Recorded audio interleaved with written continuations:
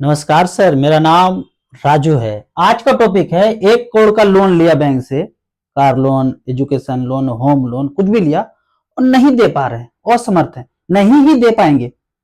इतना गति ला दिया है मनुष्य के जीवन में, इतना स्पीड बढ़ा दिया है कि लोग बाइक 120 के स्पीड से चला रहे हैं।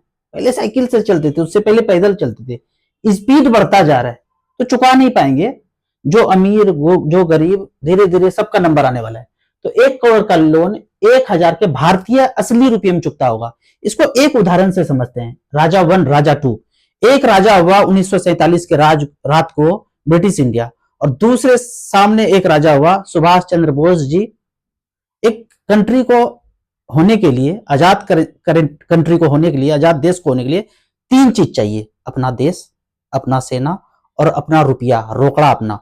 तो 2 राजा सामने लड़ रहा है, ब्रिटिश इंडिया जिसका अपना सेना, जिसका अपना सिक्का है, और दूसरे इनके सामने दूसरा राजा है सुभाष चंद्र बोस जी। इनका अपना सेना, आजाद हिंद फौज, इनका अपना रुपया, आजाद हिंद करेंसी, और इस भारत देश के अपने जमीन को वापस लेना चाहते हैं। तो दोनों राजा टकराते हैं। जो मारा जाएगा वो हार जाएगा, जो जीता जाएगा उसका सिक्का चलेगा, उनका रुपया चलेगा, उनका रोकड़ा चलेगा। इन दोनों के टकराहट में 1947 में टकराहट हुआ तो कौन गए ऊपर? तो आंसर आता है सुभाष चंद्र बोस जी नहीं रहे।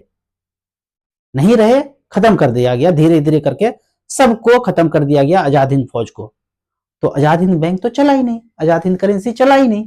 तो अब जो चला वो ब्रिटिश इंडिया ही चला। आगे बढ़ते हैं, धीरे धीरे देखते हैं। पार्ट 2 में यहां पे देखते हैं। इसको समझना है गहराई से, क्योंकि जब आप चुकता करेंगे ना, तो जो मैनेजर है वो भी लिया है, जो पुलिस आईएएस ऑफिसर है उसने भी लोन लिया है, जो जज है, जो वकील है उसने भी लोन लिया है। सब उस ट्रैक में फंसे हुए हैं। तो समझना है पहले। आम है, आम का पर्ची है, 10 रुपया का सोने का सिक्का है जो कभी चलता था जमाने में 47 के पहले, और 1 रुपया चांदी का सिक्का है। 1 तोला सोने के सिक्के को 10 रुपया, 1 तोला चांदी के सिक्के को 1 रुपया बोलते थे। तो ये रुपया है और ये रुपये का पर्ची है जो कागज है। पहला है आम। गए 1 किलो आम देना, 100 रुपया दिए, 1 किलो आम मिला, काट के खा लिए। लेकिन अपने सुविधा से बोलते हैं नहीं, 100 रुपया लो, आम का पर्ची दे दो, मैं शाम में आऊंगा, नौकर जाएगा, अभी तो ऑफिस जा रहा हूं, तेजी में हूं, नौकर को दे देना, अभी पर्ची दे दो। लिख दिया, मैं धारक को 1 किलो आम अदा करने का वचन देता हूं। तो आम का पर्ची हुआ, आम का प्रोमिस हुआ। जब कागज लौटाएंगे तो ये वाला फिजिकल आम मिलेगा। अब यहां पे लिखा हुआ है, मैं धारक को 10 रुपया अदा करने का वचन देता हूं। रुपये का प्रॉमिस है, रुपये का प्रॉमिस है, कागज पे लिखा हुआ है। इन्होंने भी कागज पे लिखा 1 किलो आम अदा करने का वचन देता हूं। दुकानदार ने साइन कर दिया, यहां गवर्नर ने साइन कर दिया, 10 रुपया अदा करने का वचन देता हूं, यानी कि ये रुपये का पर्ची हुआ। रुपया ये है जो यहां पे है एक्चुअल में, फिजिकल चीज। जैसे आम फिजिकल चीज है, वैसे रुपया भी फिजिकल चीज है। 10 रुपया में 1 तोला सोना, 1 रुपए में 1 तोला चांदी। तो आपने जब लोन मांगा तो आपने क्या मांगा? रुपया। जब आम लेने आप गए तो आम मांग रहे हैं और दुकानदार पर्ची दे रहे हैं, तलाक से मारेंगे भाई, अभी भूख लगा अभी खाएंगे, आम मांग रहा हूं, पर्ची नहीं मांग रहा हूं। तो आपने मांगा 1 करोड़ रुपया। तो एक्चुअल में देना चाहिए ये, प्रॉमिस नहीं मांग रहे हैं, नोट नहीं मांग रहे हैं, पर्ची नहीं मांग रहे हैं। तो उन्होंने दिया पर्ची, मांगा रुपया, फिजिकल चीज, मांगा आम, दिया पर्ची। फ्रॉड कर रहा है, मांगा आम, दिया पर्ची। तो पहला फ्रॉड 1 नंबर का यहां पे हो गया, समीकरण नंबर 1। अब चलो पहला फ्रॉड किया, माफ करते हैं। 1 करोड़ लिया, अब मैं लौटाना चाहता हूं, भारत देश के ईमानदार नागरिक हूं, सच्चा देशभक्त हूं, लौटाना चाहता हूं, सारा रुपया आपका लौटाना चाहता हूं। तो पहले मुझे यह बता दो रुपये का मानक क्या है। 10 रुपया इक्वल टू, यहां पे पहले देखते हैं रुपया का मानक कहां से कैसे शुरू हुआ। पहले 1818 में जब अंग्रेजन राज कर रहे थे, ब्रिटिश इंडिया एक्ट 1818 में बोलते हैं 10 रुपए इक्वल टू 1 तोला सोना। सारा सोना चांदी में हम लोग लेन देन करते थे, सारा सोना चांदी देते जाओ, 10-10 रुपए का कागज देते जाऊंगा। 10 रुपए का कागज अंग्रेजन तभी इशू करता था, उसका गवर्नर, उस समय जब हम 1 तोला सोना डिपोजिट कर देते थे या चांदी का 1 तोला डिपोजिट करते थे तो 1 रुपया का पर्ची देता था। जब सारा आ गया इनके पास तो एक्ट में चेंज किया 1862 में, 10 रुपया इक्वल टू, अब जब पर्ची देने आओगे तब लौटाऊंगा तो 7 ग्राम लौटाऊंगा। लौटाते थे, ऐसा नहीं कि नहीं लौटाते थे, लौटाते थे। फिर 1940 में बोल दिया 2.6 ग्राम लौटाऊंगा। अब जब सारा अपने पास आ गया, जिसकी लाठी उसकी भैंस, मर्जी है, अब 2.6 ही दूंगा। लिया था 11.66, एक तोला, दूंगा 2.6। फिर यहां तक तो गुलाम थे, कुछ पूछ नहीं सकते थे, पूछेंगे तो धड़ाक से गोली मारा जाएगा। चलो अब आजाद हो गए 1966 में। अब क्यों डिवेल्युएट किया 1.1 ग्राम? चलो मान लेते हैं डिवेल्युएट किया एजेंटों के थ्रू, उसी का राज चल रहा है। तो इस एक्ट को हम पकड़ते हैं कि 10 रुपए इक्वल टू 1.1 ग्राम गोल्ड, 1966 का एक्ट पकड़ते हैं। और अब हम सारा आपका जो लोन लिए हैं 1 करोड़ लौटाना चाहते हैं। तो 10 रुपए इक्वल टू 1966 के अनुसार 1.1 ग्राम गोल्ड। तो 1.1 ग्राम का गोल्ड का आज रेट कितना है? 1,30,000। एक तो 10 ग्राम का है, तो 13,000 में हो गया 1 ग्राम, और 0.1 ग्राम और है 1,300 रुपया का, तो 1,400 रुपया मान लेता हूं। यानी कि 10 रुपये इक्वल टू 14,000 के बराबर है। जो मानक रुपया था भारत का, उसके हिसाब से 1.1 ग्राम गोल्ड का कीमत 14,000 बनता है। यानी कि 1 रुपया इक्वल टू 1,400। यानी कि eastindia.com, अंग्रेजन का जो सरकार अभी भी थ्रू एजेंट चल रहा है, उसने मुझे 1,400 टाइम्स डिवेल्युएट किया। यदि ये मानू 10 रुपए इक्वल टू 1.1 ग्राम, 1,400 टाइम्स डिवेल्युएट किया। अब आजादी के पहले डिवेल्युएट किया तो समझ में आता है, आजादी के बाद डिवेल्युएट क्यों किया, तो ये थोड़ा सा गहराई घुसिए तो पता चलेगा। सब एजेंट भरे पड़े हैं।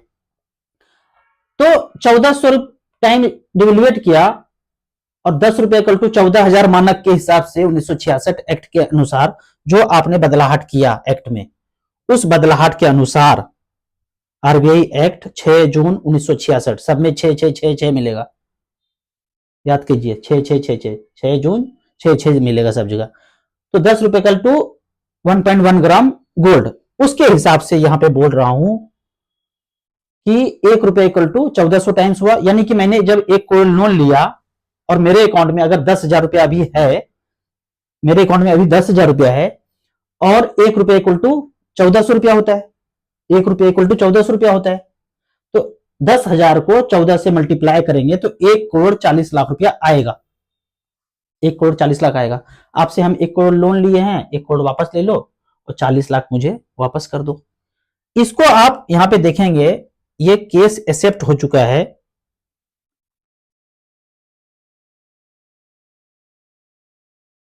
यहां पे आप जाएंगे तो यूपी में एक केस एक्सेप्ट हो चुका है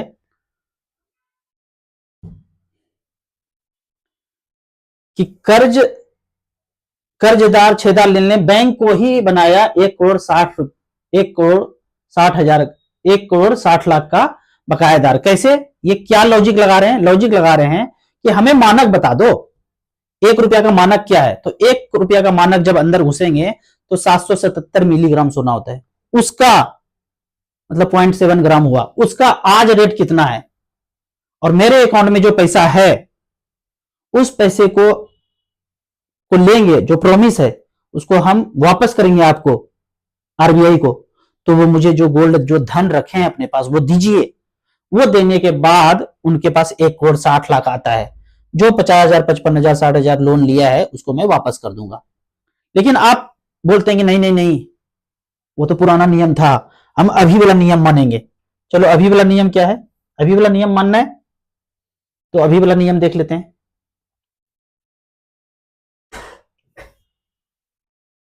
अभी वाला नियम बोलते हैं 91 में कि हमने 0 कर दिया, फिर से चेंज किया, बोला 0 कर दिया। यानी कि अब 10 रुपया छापने के लिए कोई गोल्ड नहीं चाहिए। पहले तो इशू किया था जब 1 तोला सोना लिया तब 10 रुपया इशू किया, लेकिन अब बोलते हैं 91 में मनमोहन सरकार ने 0 कर दिया। भयंकर एजेंट उन्हीं का, सब लोग वहां से पढ़ के आते हैं, यूएस से, अमेरिका से। वहां एक बार जो गए समझिए कि एजेंट बन के लौटे हैं। कोई भी गया वहां से एजेंट बन के लौटा।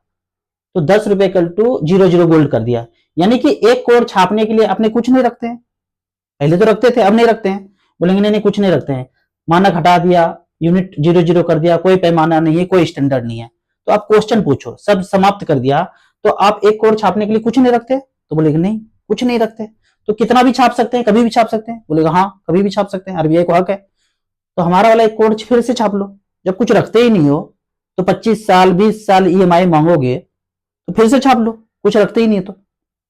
और एज पर स्टैंडर्ड अगर रखते हो तो मेरे अकाउंट में जो पैसा है जो मैं लौटाऊंगा कागज, तो वो धन मुझे वापस चाहिए, जिसके लिए आरबीआई जब गठन हुआ था तो धारा 26 में बोलते हैं कि जो भी मैं धन ले रहा हूं आपको मैं लौटाऊंगा, जब ये आप पर्ची प्रोमिस वाला नोट लौटाओगे तो मैं वापस धन करूंगा। लेकिन गुंडागर्दी चल रहा है। गुंडागर्दी कैसे चल रहा है तो समझ लीजिए, एक गांव में एक दबंग गुंडा है, लठैत है, अपने पास लठैत रखा है, और जो कुछ पूछने जाए पुष्ट मार मारे। वो लठैत क्या करता है, उसके पास एक दुकान है, 100 सेंटीमीटर इक्वल टू 1 मीटर कपड़ा बेचता है। लेकिन दबंगई के कारण बोलता है कि आज से मैं एक्ट पारित करता हूं 50 सेंटीमीटर इक्वल टू 1 मीटर। मन नहीं भरा और लालच और बढ़ा, तो बोलता है आज से 20 सेंटीमीटर इक्वल टू 1 मीटर, और लालच बढ़ा, बोला आज से 10 सेंटीमीटर इक्वल टू 1 मीटर, फिर लास्ट में बोलता है 0 0। वो लठैत यहां पे बोल रहा है मेरी मर्जी चलेगी, $1 इक्वल टू भारत में, जैसे कि उदाहरण के तौर पे भारत में 10 सेंटीमीटर को 1 मीटर बोल रहा हूं, जापान में 12 सेंटीमीटर बोल रहा हूं इक्वल टू 1 मीटर, अमेरिका में बोल रहा हूं 8 सेंटीमीटर इक्वल टू 1 मीटर। वो लठैत यहां बोलता है $1 इक्वल टू भारत में 90 रुपया, जापान में 155 रुपये, 155 येन, और डॉलर तो एक है ही। लेकिन डॉलर भी कभी जमाने में चलता था, पीछे घुसे चलेंगे 1700-1600 शताब्दी में, तो $1 27 ग्राम चांदी होता था, और ₹1 11.6 ग्राम चांदी होता था। मतलब समझ लीजिए कि एक किसान है जिनके पास 2 किलोग्राम का वाट है, और एक किसान के पास 1 किलोग्राम का वाट है, तो जब भी ये देंगे तो 2 किलो देंगे, और उधर से जब आएगा तो 2 बार तौलना पड़ेगा। इतना ही डिफरेंस था डॉलर और रुपया में, 1 तोला चांदी और ये 27 ग्राम का $1। तो अगर इधर से ट्रांजेक्शन कर रहे हैं तो हमें भारत को 2 बार देना पड़ता था, क्योंकि उसका चांदी बड़ा था, हमारा चांदी छोटा है, जाहिर सा बात है बड़ा सिक्का देंगे तो 2 सिक्का छोटा छोटा लेंगे। ये कभी चेंज नहीं हो सकता है, ऐसे नहीं बोल सकते कि अरे इतना सोना इतना चांदी कहां से आएगा, बदलेगा। तो ये सब दिमाग में खोपड़ी में माइंड प्रोग्रामिंग किया गया, इसको समझिए ऐसे। 1 किलो चावल में हमेशा आपको आधा किलो दाल मिलता है, क्यों?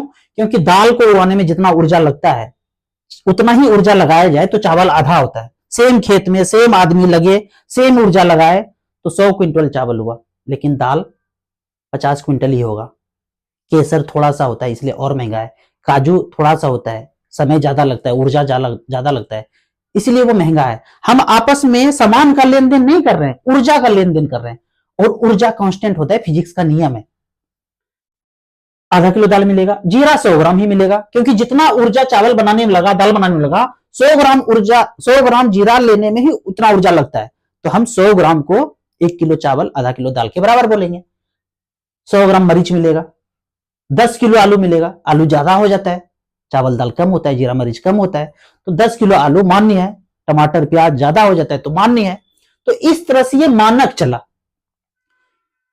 अब वाटर सिस्टम को हटाने के लिए सोना चांदी को क्यों लाया गया? ये माना गया उस समय, और आज भी वही सत्य है, कि 1 तोला चांदी निकालने में जितना ऊर्जा लगता है मानव जाति को, 1 किलो चावल बनाने में, दाल बनाने में, जीरा 100 ग्राम, मरीच 100 ग्राम, 10 किलो आलू प्याज टमाटर बनाने में भी उतना ही ऊर्जा लगता है। हम आपस में ऊर्जा का लेन देन कर रहे हैं, कोई ज्यादा ऊर्जा लगाए कोई कम ऊर्जा लगाए तो ये शोषण हो जाएगा। बराबर ऊर्जा का लेन देन होगा तभी ट्रांजेक्शन माना जाएगा, नहीं तो वो दबंगई गुंडई माना जाएगा। किसी का शोषण कर रहे हैं, शोषण तो करते नहीं है, प्रजातंत्र है, सब जगह यही बोल रहे हैं। गुलामी होता तो भाई करो शोषण, सीधा सीधा बोल दो कि सब गुलाम हो, भाई तो कुछ भी करो। लेकिन तुम बोल रहे हो आजाद है, झंडा ऊंचा रहे हमारा, हम सब 15 अगस्त 26 जनवरी जिंदाबाद। अगर ऐसा वाला है तो ऊर्जा का शोषण नहीं होना चाहिए किसी का।